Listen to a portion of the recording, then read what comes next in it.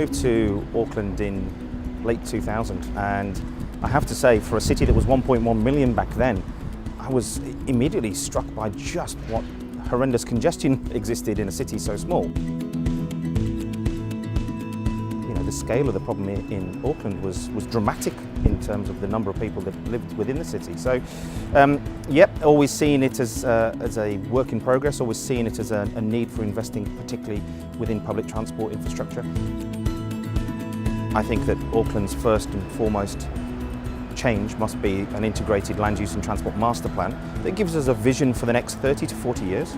And that vision for the next 30 to 40 years would try and ensure that we transcend some of the politics within New Zealand itself. We don't want to consistently lurch from a 3-year cycle to a 3-year cycle, which means that we're losing any significant change we might make in one particular direction. We don't want U-turns all the time.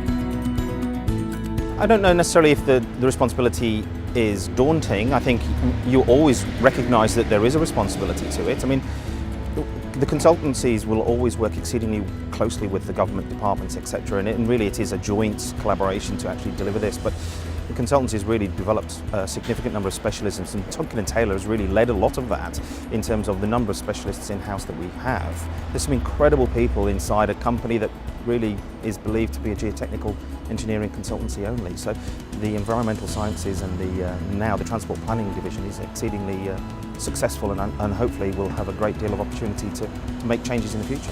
I think it's an exciting time to be living in Auckland, in New Zealand in general. I mean, I think that the change of government has really spurred an impetus towards a more sustainable future for the cities particularly. I think the intensification of land use and the opportunity of linking that with transport, public transport for the future is really exciting.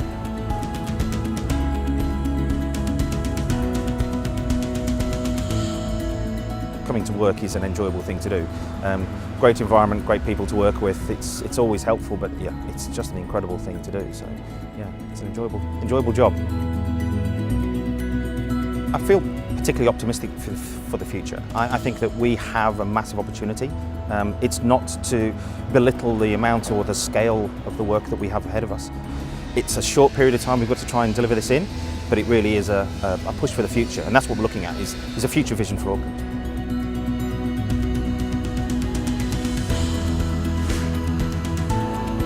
Auckland as a city, to me, just has the most incredible diversity that I've seen. You know, having lived in London and you know the real cultural diversity of London, Auckland's similar. You know, it's got a real feel to it. I've worked within all of the cities in New Zealand, and I really have an affinity with Auckland itself. It's a great place to live.